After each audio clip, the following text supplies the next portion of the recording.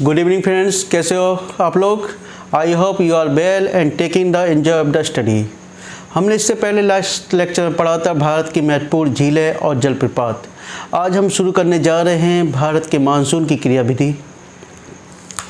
देखिए, भारतीय मानसून को पढ़ने से पहले हमें कुछ बेसिक चीज़ें जाननी ज़रूरी हैं, उनको भी जान लेते हैं। मुश्किल से 10 मिनट में वो कंप्लीट हो जाएंगी। उसके बाद हम उसको मानसून की क्रियाविधि को पढ़ते हैं। ठीक है।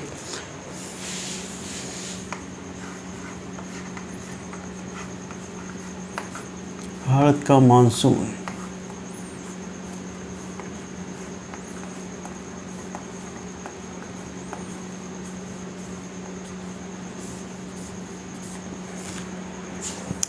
देखिए, भारत का मानसून पढ़ने से पहले हम उसकी कुछ बेसिक चीज़ें जान लेते हैं। एक तो जान लेते हैं ITCZ क्या होता है।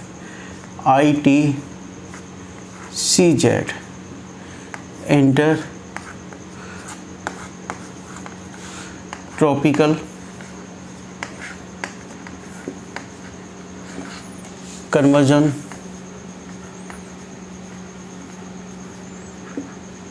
जोन। ठीक है। अंतर उष्ण कटिबंध अभिसरण क्षेत्र। ठीक है। अब देखिए, और कुछ उससे पहले हम देख लेते हैं वायुदाब पेटियां।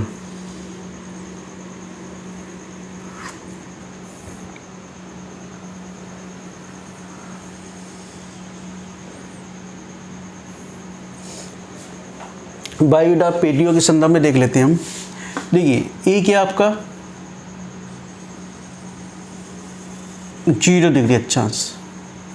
0 डिग्री अक्षांश पे आपको मालूम है क्या है, भूमध्य रेखीय क्षेत्र। ठीक है, भूमध्य रेखीय, भूमध्य रेखीय। ठीक है। इसके बाद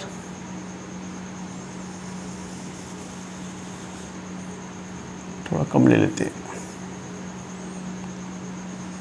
30 से 35, 30 से 35 डिग्री अक्षांश। कौन सा? उपोष्ण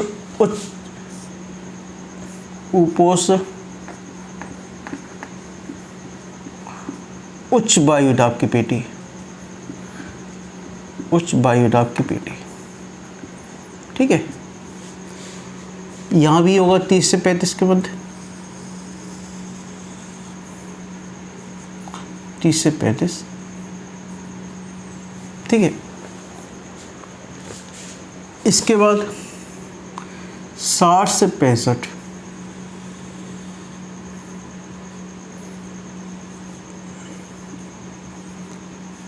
डिग्री अक्षांश पे उपध्रुवीय, उपध्रुवीय निम्न वायुदाब की पेटी, निम्न वायुदाब की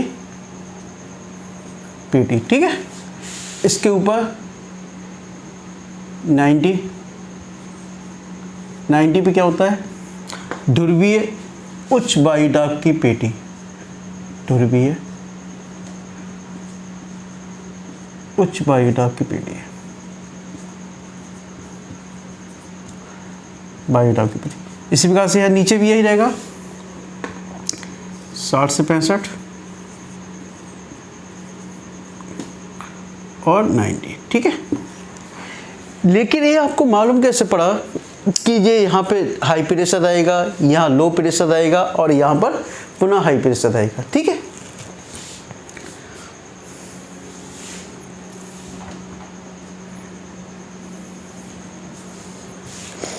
देखिए, कुछ इसी को बेसिक समझ लेते हैं। वैसे मैं आपको बताऊं, सूर्य की किरणें भूमध्य रेखा पे 90 डिग्री पे पड़ती है समांतर। माना इस सन है, सूर्य की किरणें यहाँ पर समांतर पड़ रही है। ठीक है। जब सूर्य की किरणें यहाँ पर पड़ेंगी, कहाँ पर? यहाँ पर पड़ेंगी। ठीक है। 0 डिग्री पे पड़ रही है, तो माना 0 डिग्री पे सूर्य की किरणें पड़ रही हैं। जो 0 डिग्री अक्षांश है, जी कौन सा है? 0 डिग्री अक्षांश। जस्ट वीडियो चल रहा है, नहीं चल रहा? चल रहा है। ठीक है। 0 डिग्री अक्षांश से तुम्हारे पास सूर्य की किरणें पड़ रही हैं। तो जब सूर्य की किरणें जहाँ पर लगातार पड़ेंगी तो वह हिस्सा क्या होगा, गर्म हो जाएगा। क्या हो जाएगा, वहाँ पे टेम्परेचर सबसे ज़्यादा होगा। क्या होगा, टेम्परेचर सबसे ज़्यादा होगा। तो वहाँ पर हवाएं गर्म होकर ऊपर उठती हैं, जो ऊपर उठी, ठीक है, और ऊपर उठकर ये 2 भागों में डिवाइड हो जाती हैं, एक, ठीक है,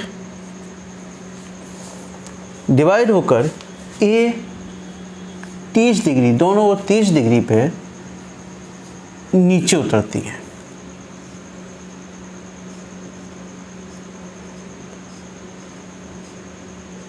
ठीक है, जब ये दोनों ओर 30 डिग्री पर नीचे उतरेंगी,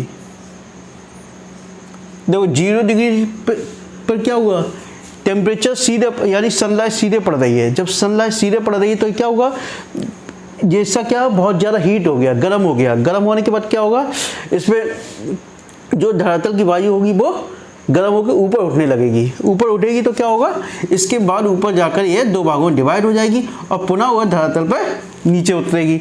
जब नीचे उतरेगी तो इस स्थान पर क्या होगा, उच्च वायु दाब का निर्माण होगा। ठीक है, यहाँ लो प्रेशर, यहाँ क्या हो जाएगा, हाई प्रेशर। ठीक है, हाई प्रेशर। इसी प्रकार से यहाँ हाई प्रेशर, और इस स्थान की हवाओं की पूर्ति करने के लिए यहाँ से हाई प्रेशर से लो प्रेशर की ओर हवाएं चलने लगती हैं।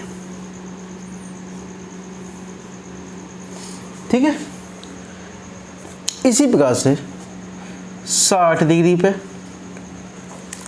60 डिग्री अक्षांश पर, 60 डिग्री अक्षांश पर, ठीक है, पृथ्वी पे कार्य करने वाला कोरिलियस बल का मान बहुत ज़्यादा होता है। क्या होता है, कोरिलियस बल का मान बहुत ज़्यादा होता है। यह कोरिलियस बल क्या होगा, जो पवन होंगी उसको क्या होगा, विक्षेपित करेगा, यानी कि उसको फैलाव करेगा, फैलाव होगा उसका। ठीक है, विक्षेपित करेगा। माना यहाँ से 60 डिग्री अक्षांश से पवनें चल रही हैं। ठीक है, और ये कोरिलियस बल के कारण इन्हें विक्षेपित कर दिए। विक्षेपित करने के कारण यह पुनः 2 भागों में, ऊपर जाकर 2 भागों में पुनः डिवाइड हो जाएगी, और डिवाइड होने के पश्चात 90 डिग्री पर नीचे उतरेगी। ठीक है, 90 डिग्री पे नीचे उतरेगी। अब देखिए यहाँ पर क्या है, लो प्रेशर, क्यों विक्षेपित हो रही है।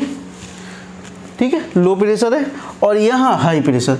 तो हाई प्रेशर से लो प्रेशर की ओर पवनें चलेंगी। कैसे, हाई प्रेशर से लो प्रेशर की ओर पवनें चलेंगी। इसी प्रकार से यहाँ क्या 90 डिग्री है। 90 डिग्री पे आप जानते हो सूर्य की किरणें यहाँ पर नहीं पहुँच पाती, तो यहाँ पर क्या होगा, यहाँ पर दाब सबसे ज़्यादा रहता है। यहाँ पर कोरिलियस बल का मान भी सबसे ज़्यादा रहता है, लेकिन यह दाब इतना अधिक रहता है कि कोरिलियस बल का प्रभाव नहीं पड़ पाता है। तो दाब अधिक रहेगा, यहाँ पर हाई प्रेशर रहेगा। तो हाई प्रेशर से धरातली पवनें लो प्रेशर की ओर चलने लगती है। ठीक है, इतना आ गया। इसी प्रकार से 60 डिग्री यहाँ पर है, तो यहाँ भी 60 इसी प्रकार से होगा। 60 से ऊपर उठेंगी दक्षिण गोलार्ध में, और ये पुनः 2 भागों डिवाइड हो जाएंगी, और ये है नीचे उतरेंगे। ठीक है, ये हाई प्रेशर है, और जो यहाँ लो प्रेशर है, तो यहाँ से यहाँ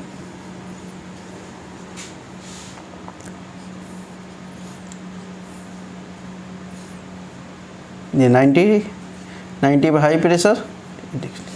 ठीक है, अब देखो ये इन तीनों ने 1 2 3 तीनों ने एक एक कोशिका या सेल का निर्माण किया है। किसका, एक एक कोशिका या सेल का निर्माण किया है। एक एक कोशिका, इसको पहली कोशिका को हम क्या कहते हैं, हेडली सेल। द्वितीय को फेरल, और तीसरी पोलर सेल। ठीक है, इतना आ गया।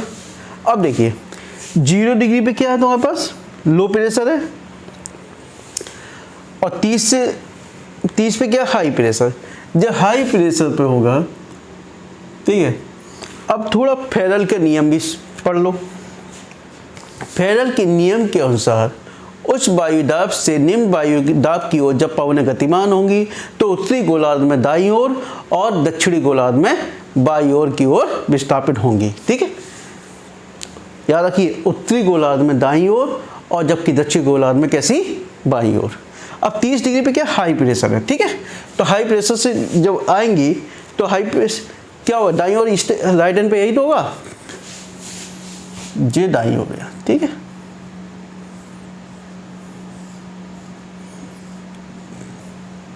अब ये 30 डिग्री यहां, ये बाईं ओर।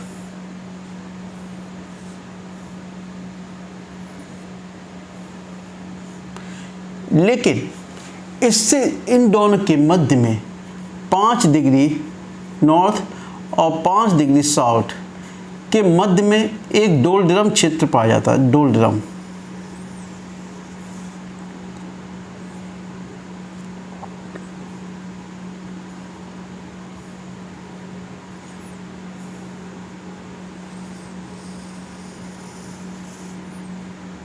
पांच डिग्री।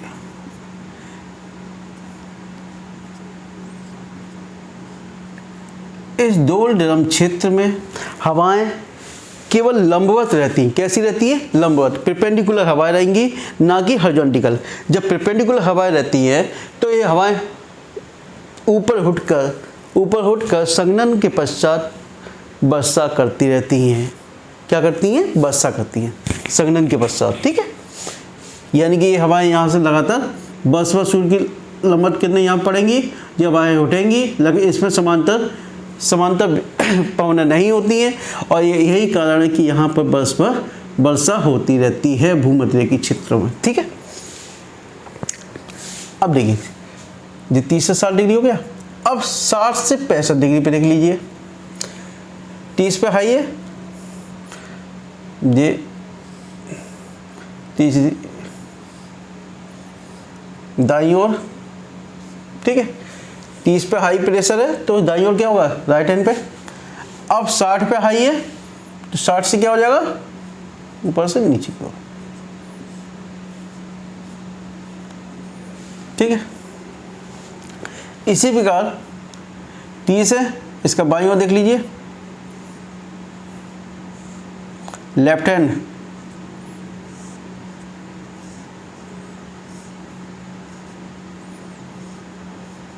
और ये 90 से लेफ्ट हैंड।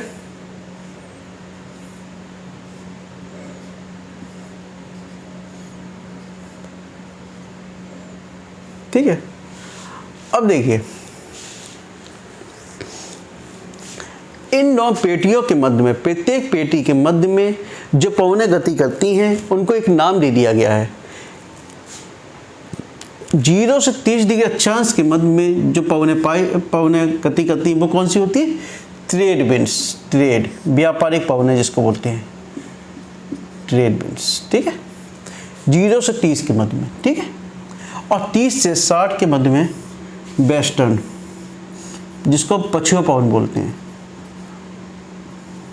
ठीक है, वेस्टर्न, और 60 से 90 के मध्य में पोलर। ठीक है, इतना आ गया, इतना आ गया समझ में, बताइए, इतना समझ में आ गया ना आप लोगों को। ठीक है, अब यदि इस चीज़ को आपको डिटेल में पढ़ना है तो मेरा वीडियो लास्ट में वीडियो में करा चुका हूँ, उसमें आप देख सकते हो उसको। ठीक है, लास्ट वाले वीडियो में जस्ट का। ठीक है, इसको साफ कर रहा हूँ।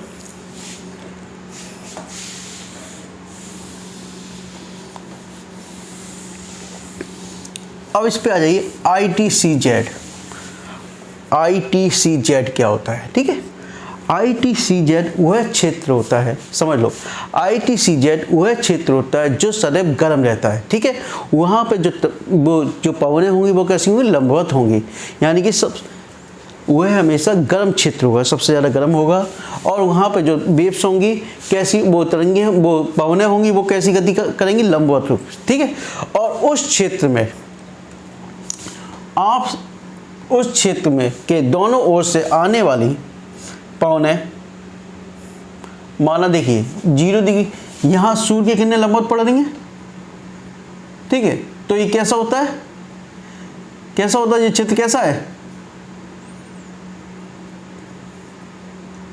कैसा है ये, हमेशा गर्म रहता है। कैसा रहता है, गर्म रहता है। तो आसपास की जो पवनें आती हैं वो क्या करती हैं, जो आसपास की पवनें आती हैं इस क्षेत्र के, माना यह है 0 डिग्री है, ठीक है। इस ये तुम्हारे पास क्षेत्र है, जो तुम्हारे पास ITCZ है, क्या है ITCZ। तो आसपास से जो पवनें आती हैं वो यूँ ऊपर उठी जाती हैं। कैसी उठ जाती हैं, ऊपर उठ जाती हैं, यानी इस क्षेत्र पर मिल नहीं पाती और एक दूसरे इसके समांतर लंबवत ऊपर उठ जाती हैं, ठीक है। देखिए यहाँ से चलने वाली पवनें और यहाँ से चलने वाली पवनें और यहाँ से चलने वाली पवनें, ये आपस में मिल नहीं पा रही, बल्कि इसके साथ अभिसरित होती हुई ये ऊपर लंबवत ऊपर उठ जाती हैं, ठीक है।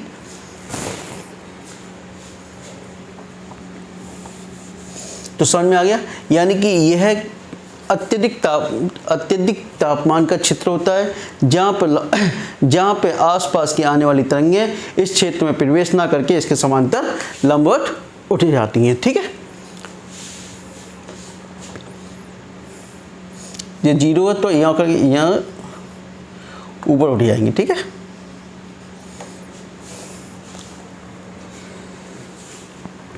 अब जैसे जैसे सूर्य के मान में परिवर्तन होते जाता है, जैसे सूर्य को जानते हो ना, अब यहाँ पर मार्च के महीने 22 मार्च के महीने में सूर्य इस भूमध्य रेखा पर रहता है। कैसे रहता है, भूमध्य रेखा पर। तो ITCZ का क्षेत्र कहाँ पर बनेगा, भूमध्य रेखा पर बनेगा। कहाँ पर, भूमध्य रेखा पर, ठीक है। लेकिन जैसे जैसे गति करता रहता है तो 21 जून को कर्क रेखा पा जाता है। कहाँ पर, कर्क रेखा पर 21 जून को। चलो मैं दूसरा फिगर बना देता हूँ, है ना, ठीक है। दूसरा फिगर बना देता हूँ।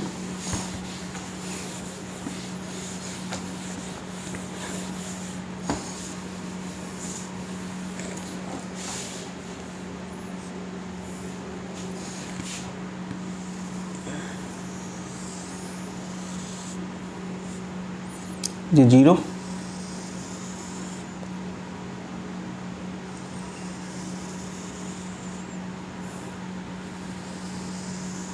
ये 0 है, 0 डिग्री अक्षांश, ठीक है। ये आपका 23.5 डिग्री अक्षांश, ये भी आपका 23.5 डिग्री अक्षांश, ठीक है। इतना आ गया।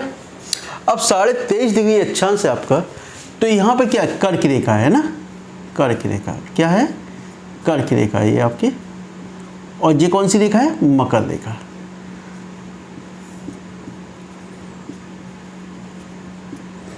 मकर रेखा।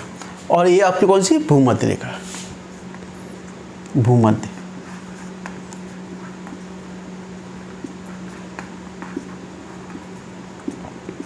ठीक है। अब 23.5 डिग्री पर भारत की स्थिति कहां पर है,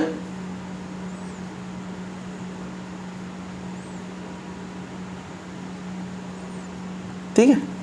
भारत की स्थिति कहां पर है, कर्क रेखा कहां से गुजरती है, आपको मालूम है, मालूम है ना, ठीक है। भारत की स्थिति यह है, ठीक है। और ITCZ का जब मार्च के महीने में सूर्य की किरणें इस पर लंबवत पड़ती हैं, किस पे, भूमध्य रेखा पर। तो ITCZ का क्षेत्र कहां पर होता है, ठीक है, 5 डिग्री नॉर्थ और 5 डिग्री साउथ, ठीक है। इसको डोलड्रम का क्षेत्र भी बोलते हैं, ठीक है। जैसे जैसे मार्च के महीने के बाद ये अप्रैल के महीने में, या अप्रैल, मई, जून के महीने में जब एक कर्क रेखा पर आ जाता है, कब? 21 जून को। 21 जून को जब कर्क पे आ जाता है तो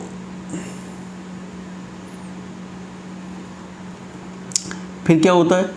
जब कर्क रेखा पे आ जाएगा तो ITCZ का क्षेत्र कहाँ पे बनेगा? यहाँ पर ITCZ कर्क, यहाँ पर कर्क रेखा पर बनेगा। ठीक है, इसी प्रकार से जब ये 23.5 डिग्री यानी कि मकर रेखा पे आएगा तो ITCZ कहाँ पर बनेगा? मकर रेखा के पास। ठीक है, यहाँ जी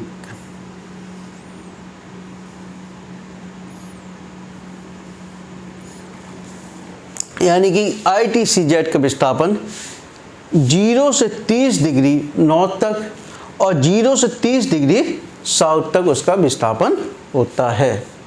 समझ में आ गया इतना? ITCZ समझ में आ गया, नहीं आ गया?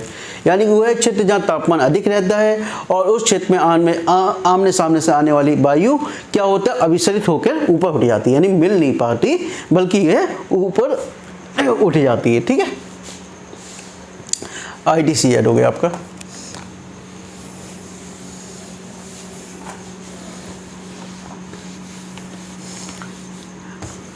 अब देखिए भारत की मानसून की क्रियाविधि।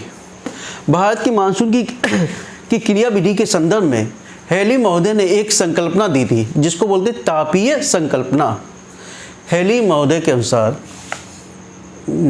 हेली की संकल्पना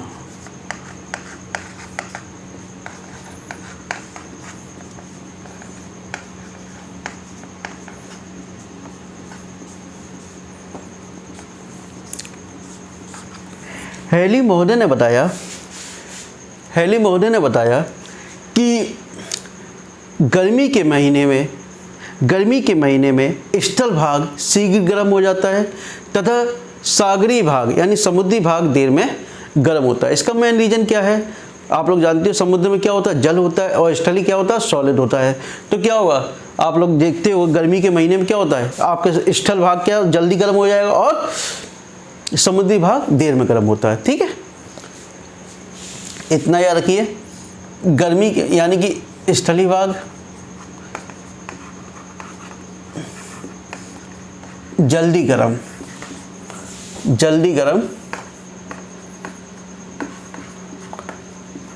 ठीक है, और समुद्री भाग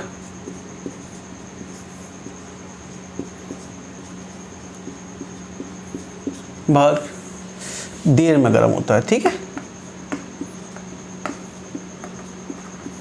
ये आपका है गर्मी के महीने में। कब है? गर्मी के महीने में। ठीक है, गर्मी के महीने में स्थली भाग जल्दी गर्म हो जाता है जबकि समुद्री भाग देर में गर्म होता है। ठीक है, और सर्दी के महीने में क्या होगा? सर्दी के महीने में स्थली भाग जल्दी ठंडा होगा और समुद्री भाग देर में होगा। ठीक है,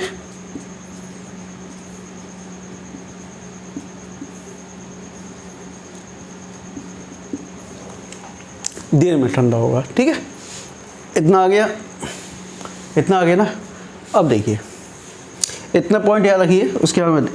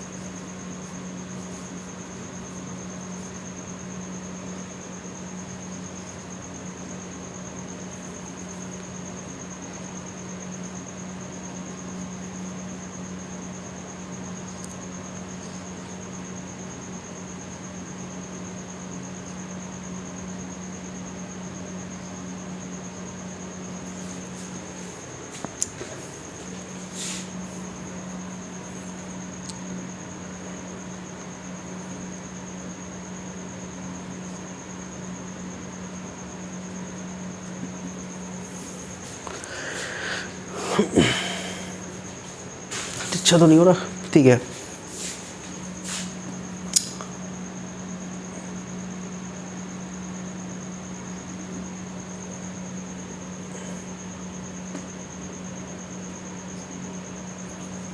अब देखिए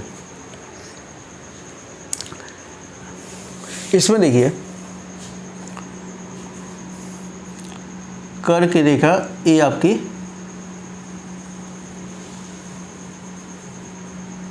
ठीक है गुजर रही है, ठीक है। ये कर्क की रेखा आपकी जा रही है गुजरात राजस्थान वाले।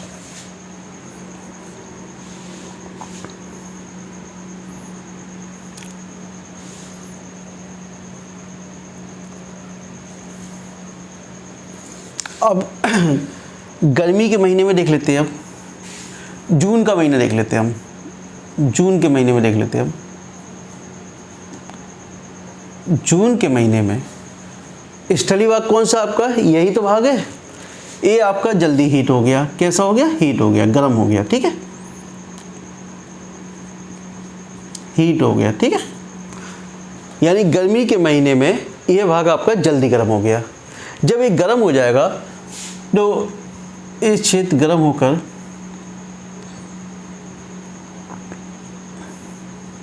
हवाएं ऊपर उठेंगी इसकी, ठीक है।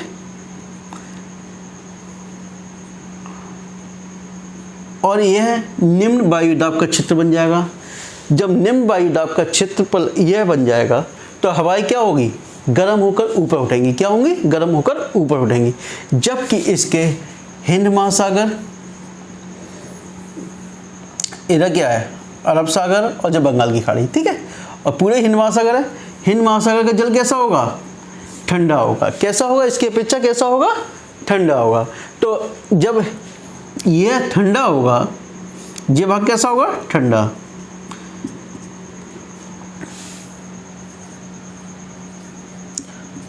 तो दाब प्रवणता के कारण, यानी कि प्रेशर ग्रेडियंट के कारण यहां से हवाएं, यहां से पवनें उठेंगी,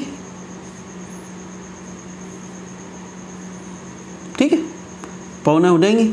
और ये पवनें कहां पर जाएंगी, इस हिस्से की हवाओं की पूर्ति करने के लिए इस ओर गति करेंगी, ठीक है। हमेशा याद रखिए, कहां से, अधिक प्रेशर से लो प्रेशर की ओर गतिमान रहती हैं। कैसी, अधिक प्रेशर से लो प्रेशर की ओर गतिमान रहती हैं। जब अधिक प्रेशर यहाँ पर है तो यहाँ से इसकी हवाओं की पूर्ति करने के लिए किधर जाएंगी, इस हिस्से में जाएंगी, ठीक है। तो मार्ग में आने वाले पर्वत,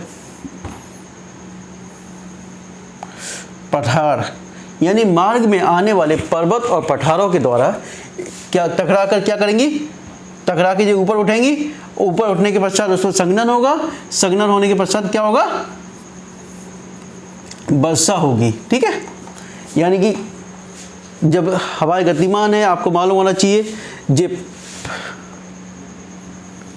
पर्वत है, पर्वत के सारे जो ऊपर उठेंगी, देखिए पर्वत है, पर्वत के सारे ऊपर उठेंगी, ऊपर उठ के ये संघनन होगा, संघनन होकर ये वर्षा करेंगी, ठीक है।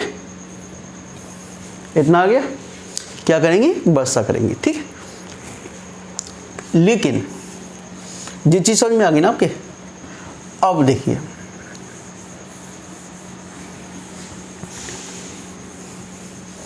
उन्होंने बताया पर्वत पठार के द्वारा वर्षा होती, ठीक है। अब जून की अपेक्षा, अब इसमें आ जाइए, अब ये जून की बात थी, ठीक है। जून की अपेक्षा अब आ जाइए दिसंबर के महीने में। दिसंबर के महीने में आपको मालूम होना चाहिए कि ITCZ का क्षेत्र कैसा हो जाता है, नीचे की ओर चला जाता है। तो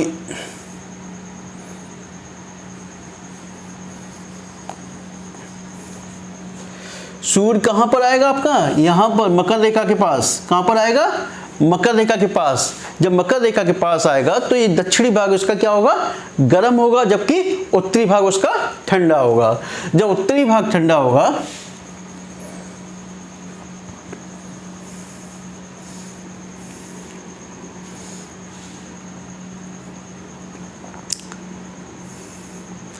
ये भाग कैसा होगा, ठंडा होगा, ठीक है। तो यहां से क्या होगा, यहां से हवा उत्पन्न होंगी, कैसी होंगी, उत्पन्न होंगी। यहाँ पे क्या होगा, हाई प्रेशर हो जाएगा, क्या होगा, HP हो जाएगा, और यहाँ पर लो प्रेशर होगा। ठीक है, मैंने बताया था जल्दी स्टल भाग जल्दी गर्म होता है और जल्दी ही ठंडा होता है। जब जल्दी ठंडा होगा तो हाई प्रेशर कहाँ पर होगा, नॉर्थ में होगा। हाई प्रेशर जब यहाँ पर होगा तो उच्च वायु दाब के कारण यहाँ से हवाएं लो प्रेशर की ओर चलने लगेंगी, और ये हवाएं किस तरीके चलेंगी, इस तरीके से चलेंगी। लेकिन यदि इनमें नमी की मात्रा नहीं है, यदि इनमें नमी की मात्रा नहीं है तो यह वर्षा नहीं करेंगी। ठीक है, लेकिन देखिए हेली महोदय की संकल्पना में भी कुछ आलोचनाएं होती हैं। इसका रीजन क्या है, हेली महोदय ने बताया कि पर्वत या पठारों से टकराकर ये वर्षा करती हैं। ठीक है, सही है बात, वर्षा करती है, लेकिन उन्होंने ये नहीं बताया कि हवाएं किस कारण ये पश्चिम से पूरब की ओर चलती हैं, यानी किस कारण ये हवाएं दाईं ओर मुड़ जाती हैं। ठीक है, किस कारण ये दाईं ओर मुड़ जाती हैं, उत्तरी गोलार्ध में दाईं ओर मुड़ जाती हैं। ठीक है, दूसरा पॉइंट यह नहीं बताया इन्होंने, दूसरा पॉइंट यह नहीं बताया इनने, दाईं ओर मुड़ जाती है, कि आजकल चक्रवाती वर्षा,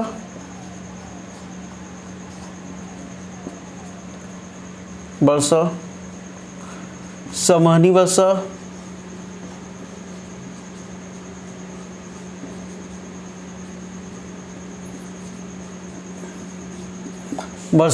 जो होती है उसका रीजन क्या है।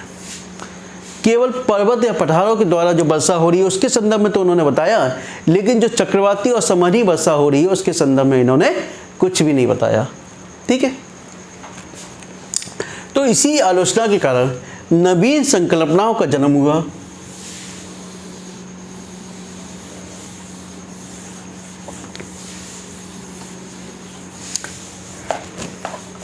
नवीन संकल्पना में पहला था जेट स्ट्रीम,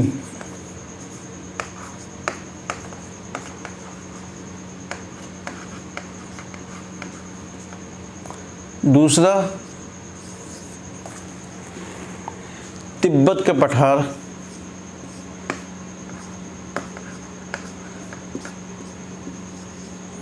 तिब्बत का पठार, तीसरा कोरिलियस बल,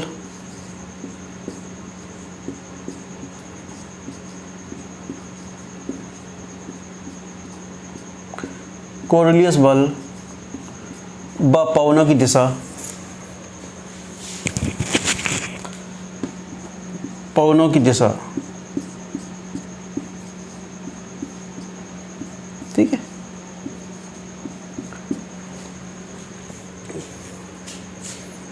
चौथा एल नीनो। ठीक है, एल नीनो, यानी कि नवीन संकल्पना में क्या क्या था, जेट स्ट्रीम था, तिब्बत का पठार था, कोरिलियस बल था, पवनों की दिशा और एल नीनो प्रभाव। जस्ट मिनट, एक मिनट, वीडियो कितने मिनट का हुआ, 34 मिनट का। ठीक है, अब देखिए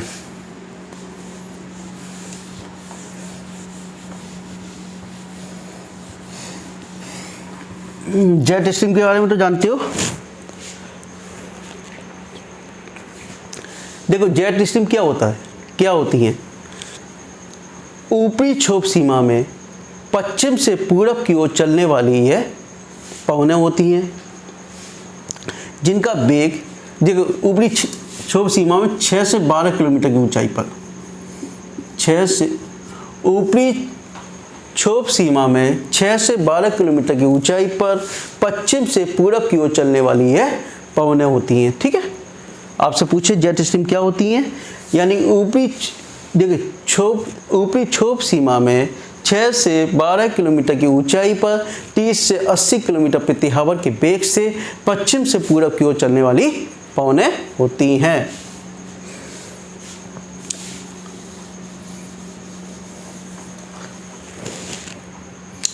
अक्सर एक क्वेश्चन पूछा जाता है एग्जाम में, इसको मिटा दो, इसको साफ करता हुआ, ठीक है।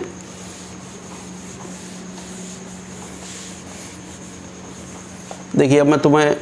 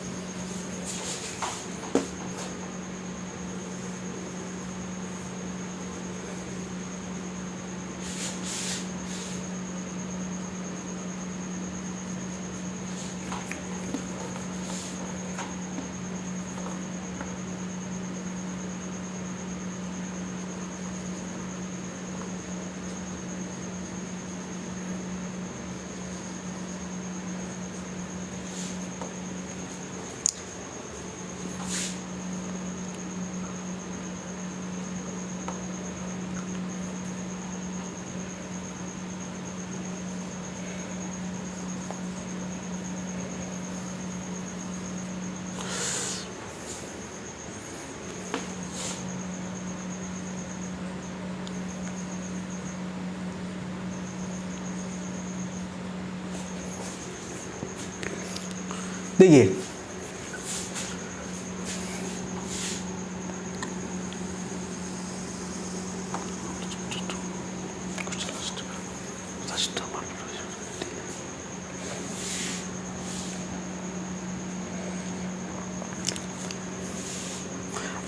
पहला एक क्वेश्चन पूछा जाता है कि भारत की जलवायु कैसी है, भारत की जलवायु कैसी है। जस्ट सही आ रहा नहीं आ रहा है। अक्सर एक क्वेश्चन पूछा जाता है भारत की जलवायु कैसी है। आपको मालूम होना चाहिए उत्तर में जी क्या है, हिमालय है ना, क्या है जी, हिमालय, ठीक है। और हिमालय के कारण इसका विस्तार भी आपको मालूम होना चाहिए। विस्तार कहाँ तक है इसका, 8 डिग्री 4 मिनट से 37 डिग्री 6 मिनट, ठीक है, उत्तरी अक्षांश के मध्य में, ठीक है। अब 8 डिग्री 4 मिनट से 37 डिग्री 6 मिनट, ठीक है। अब आपको मालूम होना चाहिए जब 30 डिग्री से ऊपर पहुंच जाता है तो क्या होगा, और 30 डिग्री उत्तरी अक्षांश के बाद क्या होता है, शीतोष्ण होना चाहिए। लेकिन शीतोष्ण क्यों नहीं है, यह हिमालय है। हिमालय के कारण साइबेरिया से आने वाली ठंडी, साइबेरिया और चाइना से आने वाली ठंडी हवाओं को ये रोक देता है। क्या कर देता है, रोक देता है, ठीक है। जब ये ठंडी हवा को रोक देगा तो इसका कैसी रहेंगी ये,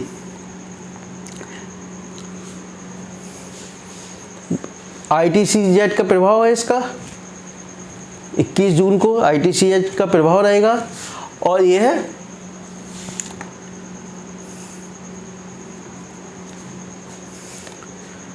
कौन से क्षेत्र में आता है, 30 से नीचे कौन सा आ गया, उष्णकटिबंधीय, क्योंकि ये साइबेरिया और चाइना की जलवायु का प्रभाव इस पर नहीं पड़ पाता है।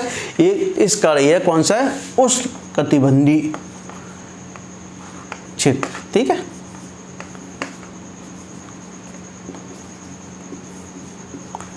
दूसरा पॉइंट, इसकी जलवायु मानसूनी है।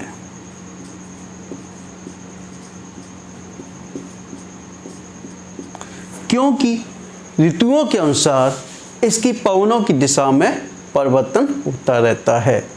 ऋतुओं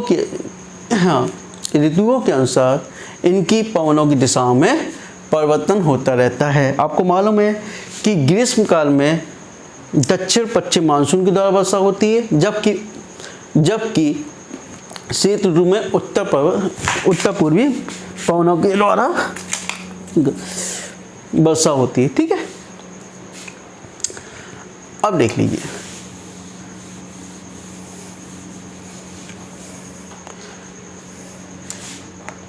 ग्रीष्म ऋतु की क्रियाविधि।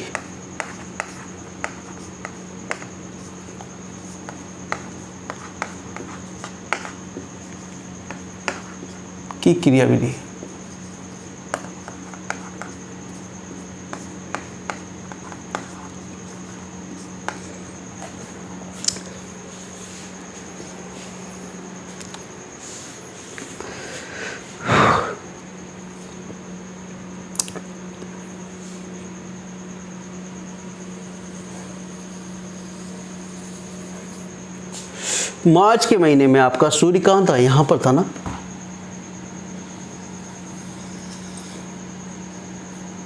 मार्च के महीने में सूर्य आपका यहाँ पर था, कहाँ पर, यहाँ पर, ठीक है। अब धीरे धीरे अप्रैल के महीने में ऊपर गया, फिर मई के तो ये देखिए ITCZ यहाँ पर था आपका, ठीक है। इसके 5 मई के आसपास 5 मई के आसपास प्रथम बार ITCZ का क्षेत्र कहाँ पर होता है, इसके दक्षिण बिंदु पर होता है, ठीक है। कहाँ पर होता है, इसके दक्षिण में। इसके बाद 15 मई,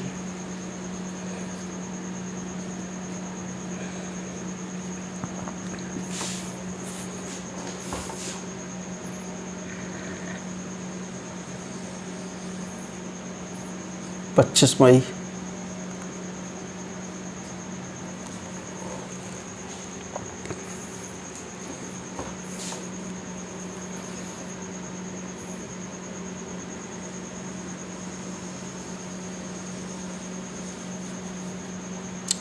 एक जून। देखिए यानी 5 मई के आसपास उसके दक्षिण बिंदु पर है, फिर 15 मई को थोड़ा उससे आगे गया, 25 मई को फिर उसको उत्तर की ओर गया, उसका 1 जून के आसपास जो है पश्चिमी बंगाल के आसपास प्रवेश कर जाता है, ठीक है। पश्चिमी बंगाल में प्रवेश कर गया। अब एक चीज याद रखिए, ITCZ के कारण उसका स्थलीय भाग जल्दी गर्म होता है, ठीक है।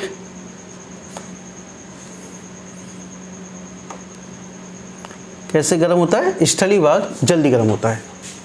यद्यपि ITCZ का क्षेत्र यहाँ पर पश्चिम बंगाल और गुजरात के आसपास पहुँचता है यहाँ पर 1 जून को, लेकिन इसका ITCZ कहाँ तक प्रभाव पड़ जाता है, इसका पश्चिमी भाग तक ITCZ, क्योंकि यह भाग कैसा है, पथरीला है, उत्तर पश्चिम, और यह जल्दी गर्म हो जाता है, ठीक है। यह भाग जल्दी गर्म हो जाएगा।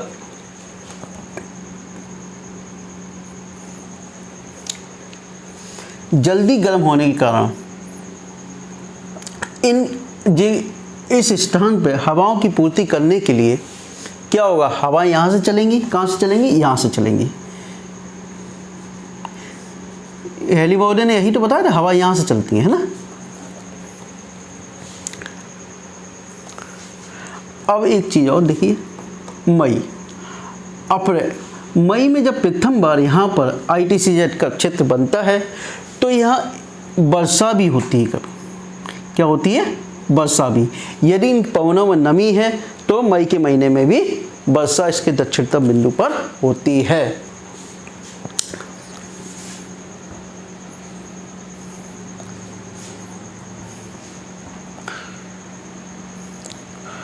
और यही कारण है मई के महीने में यहाँ म्यांमार के पास, म्यांमार और बांग्लादेश के पास यानी कि नमी की मात्रा ज़्यादा होती है और वह म्यांमार में वर्षा होती है मई के महीने में, ठीक है।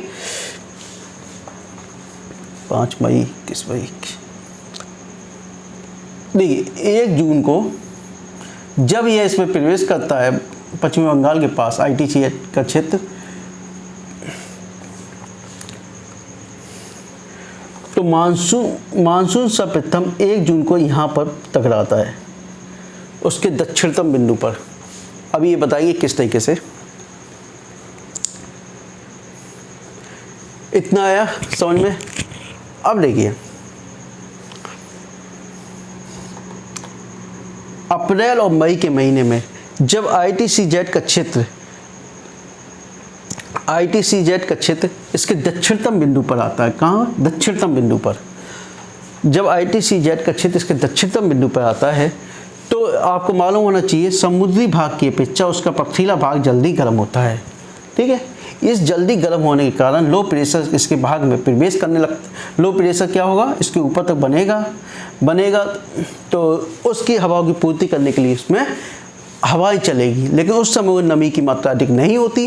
यही कारण अप्रैल और मई में, मार्च और अप्रैल के महीने में मार्च और अप्रैल में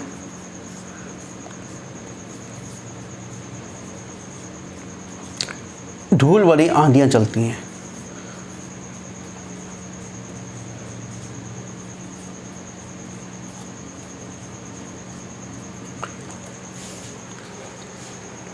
क्या चलती हैं? धूल भरी आंधियां।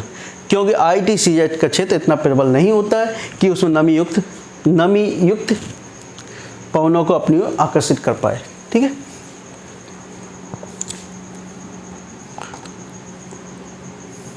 इतना। देखिए हेलीबॉर्न ने यह सब तो बताया था, ठीक है, लेकिन उन्होंने यह नहीं बताया था कि किस कारण यह पवनें इस गति की इस यहाँ पर मुड़ रही हैं। ठीक है,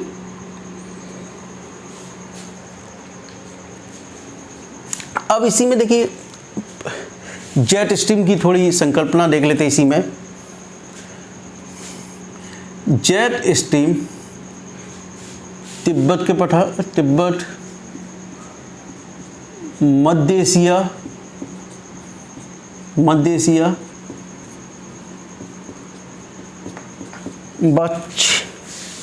व चाइना के व चीन के स्थल से 6 से 12 किलोमीटर की ऊंचाई पर 6 से 12 किलोमीटर की ऊंचाई पर चलने वाली पवनें होती हैं। पश्चिम से पूर्व की ओर चलने वाली पवनें होती हैं। ठीक है,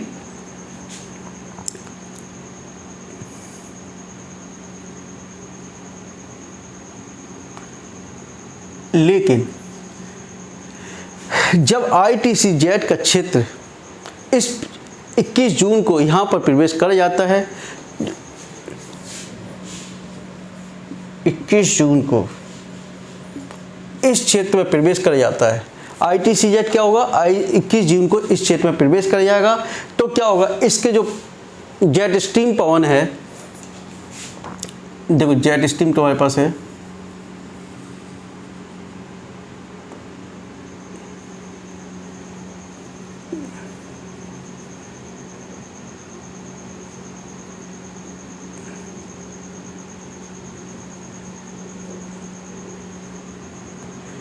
हिमालय से टकरा कर यह 2 भागों में डिवाइड हो जाती है।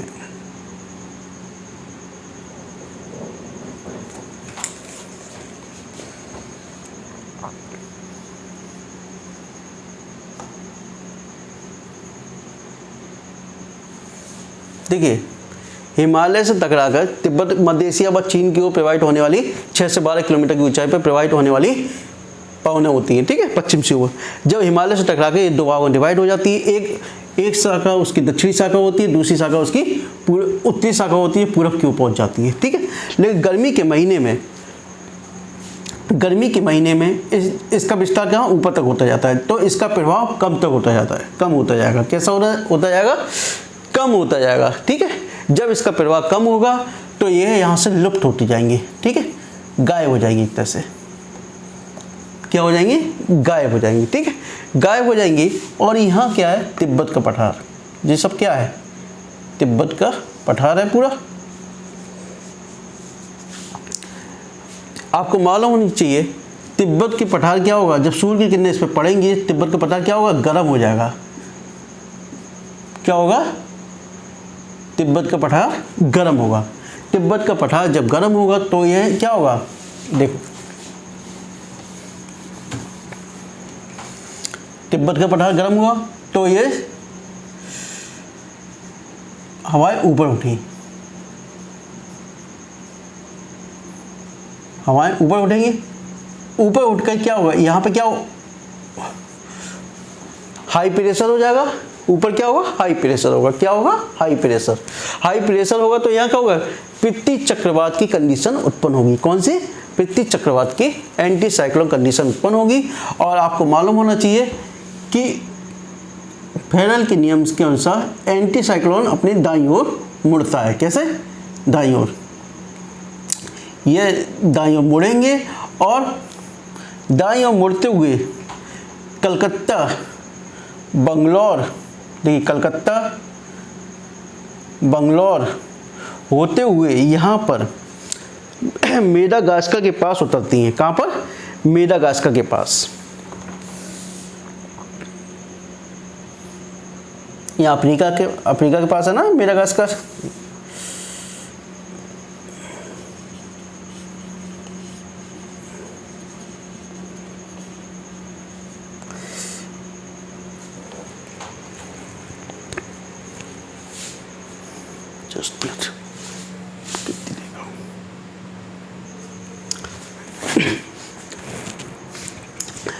मेडागास्कर के पास उतरती हैं, ठीक है। जब मेडागास्कर के पास उतरेंगी तो क्या होगा, ये हाई प्रेशर हो जाएगा। क्या हो जाएगा, हाई प्रेशर। जब हाई प्रेशर यहाँ पर हो जाएगा तो आपको मालूम होना चाहिए दक्षिण गोलार्ध में कैसे चलती है, हाई प्रेशर से लो प्रेशर की ओर बाईं ओर। तो किस तरीके से इसकी गति होगी, इस तरीके से गति होगी यहाँ पर।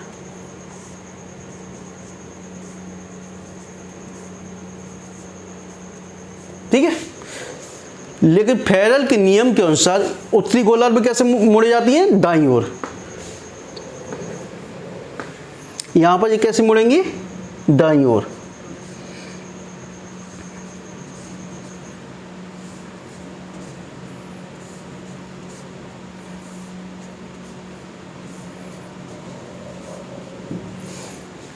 दाईं ओर मुड़ती है, ठीक है। इसको थोड़ा साफ कर दूं मैं।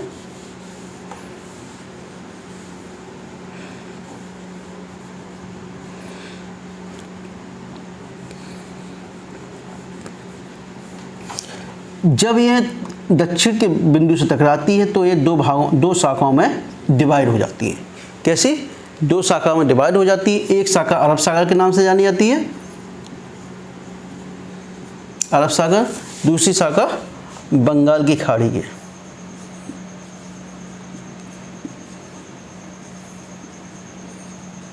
ठीक है।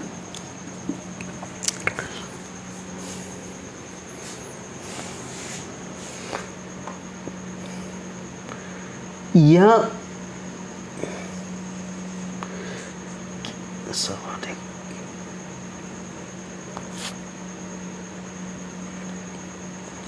सर्वाधिक वर्षा एक केरल के मालाबार के तट पर करती है। कहाँ पे, केरल के मालाबार के तट, ठीक है। और ये पश्चिमी घाट के पर्वतों से टकराकर जब ऊपर उठती हैं तो उठकर संघनन के पश्चात यह वर्षा करती है, ठीक है। यहाँ इसकी एक शाखा नर्मदा नदी, बीच में सतपुड़ा पर्वत,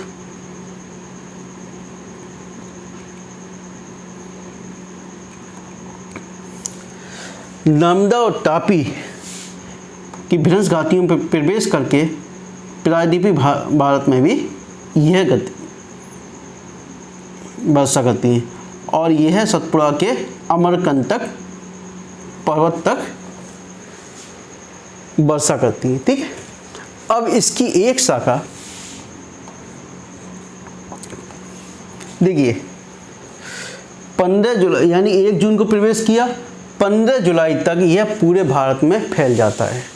यानी कि जो मानसून है 1 जून को प्रवेश करता है और 15 जुलाई को पूरे भारत में फैल जाता है।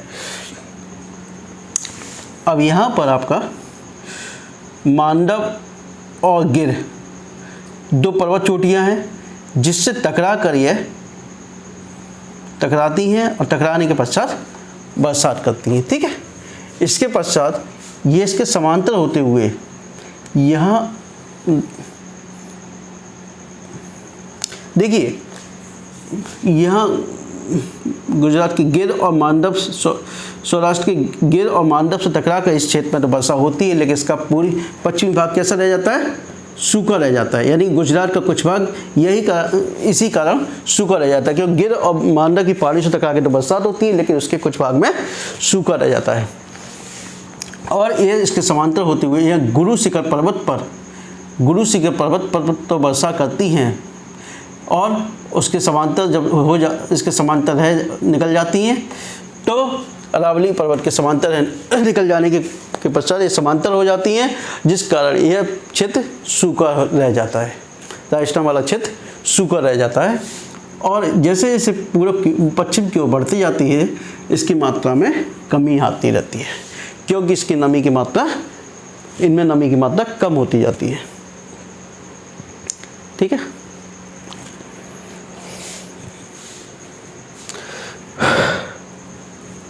ग्रीष्म ऋतु की क्रियाविधि तो यही थी। अब थोड़ा देख लें।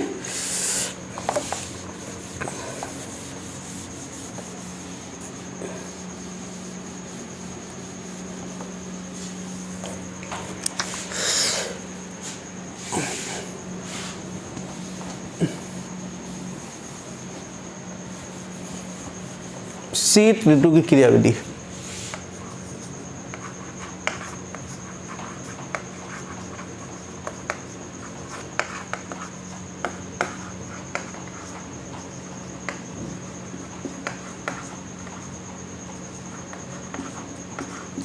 शीत ऋतु में क्या होता है, आपका सूर्य किधर होगा, देखिए यहाँ 21 जून था, 21 जून के पश्चात उसका नीचे की ओर कहाँ होगा, दक्षिण की ओर उसका सूर्य कहाँ होगा, दक्षिण की ओर प्रवेश करने लगता है, ठीक है, दक्षिण की ओर। तो इस पर जो जेट स्ट्रीम पर जो प्रभाव पड़ रहा था वो उसका कम हो जाएगा। तो जेट स्ट्रीम कहाँ होगी, यह भारत के पश्चिमी मैदान में तक प्रवेश कर जाती है, ठीक है। जेट स्ट्रीम के साथ जेट स्ट्रीम अपने साथ पश्चिमी विक्षोभ को भी साथ में लेके आती है। पश्चिमी विक्षोभ क्या होता है, भूमध्य सागर में जो चक्रवात आता है, जो वातावरण का निर्माण होता है, वह अपने साथ जेट स्ट्रीम लेकर आती है। जब जेट स्ट्रीम यानी कि भूमध्य सागर, कैस्पियन सागर और काला सागर की जो नमी ही होती है, समुद्री क्षेत्र की जो नमी होती है, उसको अपने साथ लेकर आती है। और यह नमी के कारण ही इसके पठारी भाग में, हिमाचल प्रदेश और जम्मू कश्मीर में, हिमाचल प्रदेश और जम्मू कश्मीर में हिमपात, हिमवर्षा, जबकि पंजाब, हरियाणा, दिल्ली,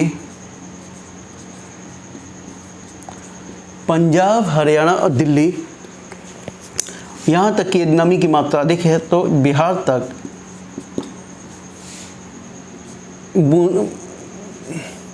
बूंदों के रूप में वर्षा होती है, ठीक है, जो कि रबी की फसल के लिए उपयोगी होती है। यहाँ ये रबी की फसल के लिए उपयोगी है, जबकि यहाँ ये सेब की फसल के लिए उपयोगी है। किसकी फसल के लिए, सेब की फसल के लिए, ठीक है। अब जब सूर्य IT से दक्षिण की ओर प्रस्थान करने लगता है तो क्या होगा, यहाँ पर 8 डिग्री 23 मिनट, जस्ट मिनट, 0 से हो गया 8 डिग्री 23 मिनट।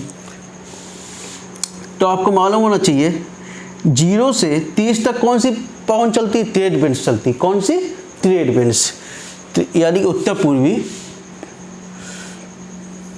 कहाँ से आती है, उत्तर पूर्वी, ठीक है, जिस दिशा से आती है, यहाँ से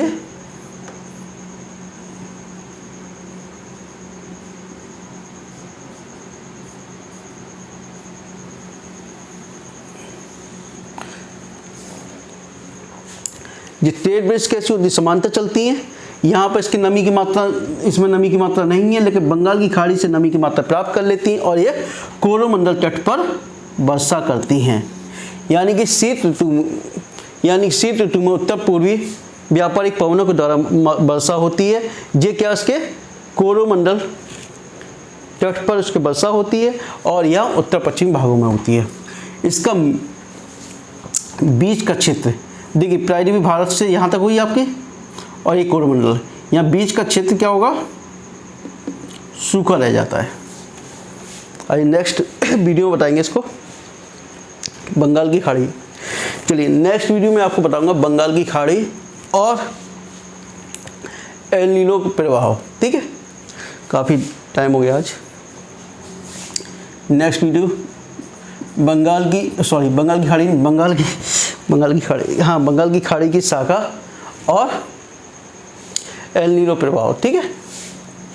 यदि कुछ समझ में नहीं आया हो तो मेरे व्हाट्सएप नंबर 9411002258 पर मैसेज कर सकते हो। और यदि नोट्स भी चाहिए तो मैं आपको प्रोवाइड करा दूंगा, हैंड रिटन नोट्स, ठीक है। देखिए मैं आपको प्री और कम मेंस दोनों लेके चल रहा हूँ, ठीक है। मेंस में भी इससे ज़्यादा क्या पूछेगा बताइए आप मुझे। मानसून की क्रियाविधि दोगे तो क्रियाविधि आप 10 मिनट के अंदर क्या क्या लिखोगे आप उसमें। क्रियाविधि में ग्रीष्मकालीन और शीतकालीन दोनों बता दोगे आप, मैंने बता दिया आपको ग्रीष्मकालीन में क्या होता है, शीतकालीन में क्या होता है, फिगर बना दोगे आप। और इससे ज़्यादा क्या लिखना होगा बताइए आप मुझे। 10 मिनट में 150-200 वर्ड्स और एक फिगर, ठीक। जितना कम शब्दों में अपनी बात को कह दो उतना ही सफिशिएंट है, ठीक है। ओके बाय, गुड नाइट, कल मुलाकात होती है।